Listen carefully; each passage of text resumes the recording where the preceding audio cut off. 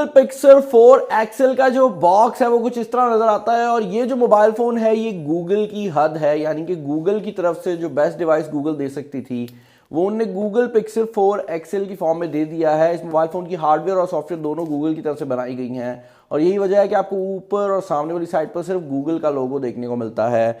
Colour की अगर आप बात करते हैं तो ये जो मोबाइल फ़ोन है ये ब्लैक एंड वाइट वाले कॉम्बिनेशन में आता है, जिसको पैंडा भी कहा जाता है। साइड पर आपको कलर्ड पावर बटन देखने को मिलता है और बैक साइड पर अगेन जो फ़ोन है उसका डिज़ाइन दिखाया गया है। इंटरेस्टिंग चीज़ ये है कि ये जो मोबाइल फ़ोन है ये बड़ी ही देर पहले लीक हो चुका है। और अगर आप बात करते हैं इस मोबाइल फ़ोन की स्क्रीन की तो 6.3 इंच की स्क्रीन है, 64 GB वाला वेरिएंट है, 6 GB रैम है इस मोबाइल फ़ोन की। तो इस मोबाइल फ़ोन की हार्डवेयर किसी भी तरह से एक्साइटिंग नहीं है और ज़रूरी नहीं है कि किसी फ़ोन की हार्डवेयर एक्साइटिंग हो, क्योंकि जो कंपनी इस फ़ोन को बना रही है वो गूगल है, तो हम इस मोबाइल फ़ोन को ज़्यादातर सॉफ्टवेयर के नज़रिए से ही देखेंगे।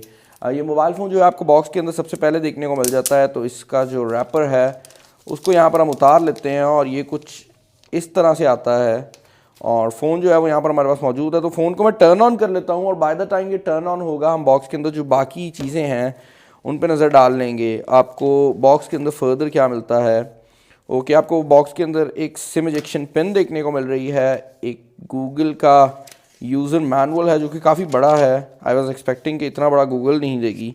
उसके अलावा आपको एक टाइप सी से टाइप सी वाली केबल मिल जाती है, तो आप ये चार्जिंग के लिए इस्तेमाल कर सकते हैं। इसके अलावा आपको ये एक USB की जो डोंगल है वो देखने को मिल रही है, जो कि किसी दूसरे मोबाइल फ़ोन से अगर आप गूगल पिक्सल पे शिफ्ट होना चाहते हैं तो उसके लिए इस्तेमाल होगी। यहाँ पर आपके नॉर्मल मोबाइल फ़ोन की केबल जाएगी और दूसरी साइड आप गूगल पिक्सल में लगाएंगे और ये काम कर जाएगी।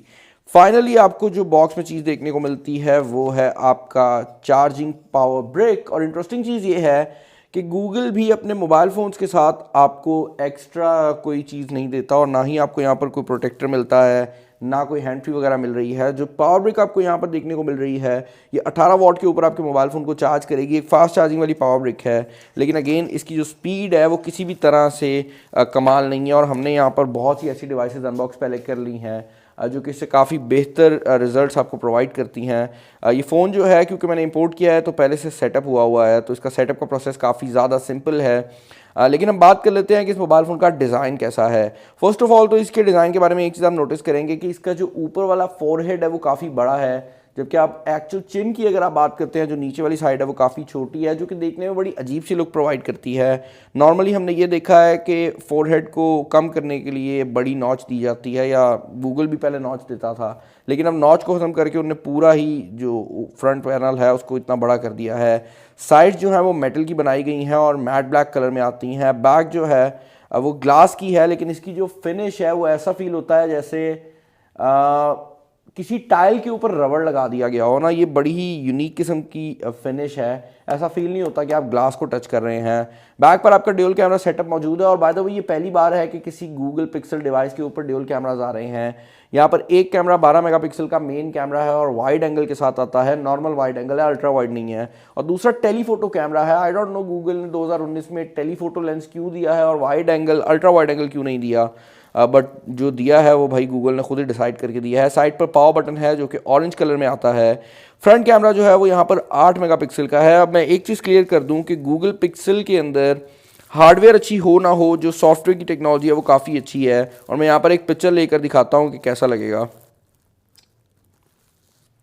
आप जैसे ही गूगल पिक्सल से कोई भी पिक्चर लेंगे आप रियलाइज़ करेंगे कि उसके जो रिज़ल्ट्स हैं वो किसी भी नॉर्मल फ़ोन के निस्बत काफ़ी ज़्यादा बेहतर आते हैं। और यहाँ पर जो कलर की क्वालिटी है वो काफ़ी बेहतर है और मैंने इसको काफ़ी सिनेरियोज़ में पहले भी टेस्ट किया है। गूगल की जो सॉफ्टवेयर है वो सबसे ज़्यादा कमाल है। अगर आप बैक कैमरास की बात करते हैं तो यहाँ पर जो बैक कैमरा है इसमें आपको पोर्ट्रेट मोड भी देखने को मिल जाता है। उसके अलावा नाइट साइड का फीचर भी अवेलेबल है जो कि गूगल ने इंट्रोड्यूस किया था और उसके बाद काफ़ी फ़ोन्स ने इंट्रोड्यूस कर लिया है अब तक। लेकिन नाइट साइड जिस तरह गूगल पे काम करता है हमने इसके अलावा किसी और फ़ोन पर काम करता नहीं देखा। अब इस मोबाइल फ़ोन का एक मेन फीचर गूगल ने इस ऊपर वाले एरिया में दिया है जहाँ पर अब फेस आईडी को इंक्लूड किया गया है। और इस बार जो फेस आईडी की टेक्नोलॉजी है वो इंफ्रारेड सेंसर्स का यूज़ कर रही है, जिस तरह हमने इससे पहले आईफोन्स के ऊपर या फिर हुआवे की मेट सीरीज़ के ऊपर देखा है।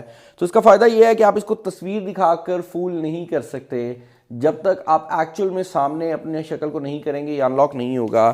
اس کے علاوہ گوگل نے پروجیکٹ سولی کے نام سے ایک نئی ٹیکنالوجی انٹروڈیوس کیا, اور یہ بیسیکلی کرتی کیا ہے کہ جیسے ہی آپ اپنے موبائل فون کے پاس اپنا ہاتھ لے کر جاتے ہیں آپ کے موبائل فون کو پتہ لگ جاتا ہے, اور جیسے ہی آپ اس کو لفٹ اپ کرتے ہیں تو آپ کا موبائل فون یہ جانتا ہے کہ اس نے فیس آئی ڈی کو اب آن کرنا ہے.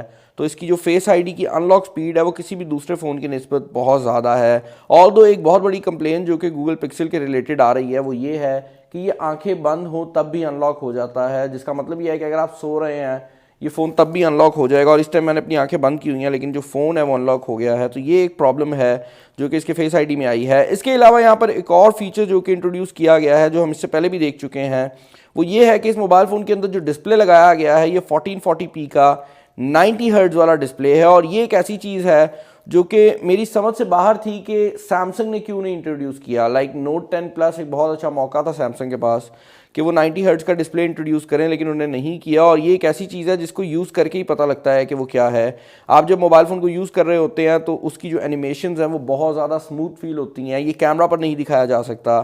تو یہ وہ کچھ چیزیں ہیں جو کہ اس موبائل فون کے اندر گوگل نے امپروو کی ہیں. لیکن آل ان آل اس موبائل فون کو بنانے کا ایک ہی مقصد تھا کہ گوگل اپنے سافٹ ویئر فیچرز کو دکھا سکے, جن میں گوگل کا آٹومیٹک ٹرانسکرائبر ہے کہ آپ جو بھی چیز بولتے ہیں یہ اس کی انگلش کر دیتا ہے, اور اس طرح کی چیزیں ہیں. تو سافٹ ویئر والی فنکشنالٹیز ہیں جو کہ گوگل نے اس فون کے تھرو انٹروڈیوس کرنی تھی. لیکن ہارڈ ویئر والی سائڈ پر اگر آپ بات کرتے ہیں تو یہ موبائل فون مجھے اتنا امپریسو نہیں لگا. اور اگر آپ مجھ سے ایکچوئل اوپینینس کی بات کرتے ہیں تو میں یہی کہوں گا کہ اس موبائل فون کی سب سے بڑی ڈاؤن سائڈ یہ ہے کہ اگر آپ کے پاس گوگل پکسل 3 ایکسل ہے تو کوئی بھی بڑی ریزن نہیں ہے جو کہ اس موبائل فون کے اوپر آپ کو اپ گریڈ کرنے پر مجبور کرے. اس موبائل فون کی بیٹری بھی 3700 mAh کی ہے, لیکن لوگ یہی کہہ رہے ہیں کہ اس کی جو بیٹری لائف ہے وہ اتنی کمال نہیں ہے جتنی ہم اس طرح کی بیٹری سے کسی دوسرے فون میں ایکسپیکٹ کرتے ہیں.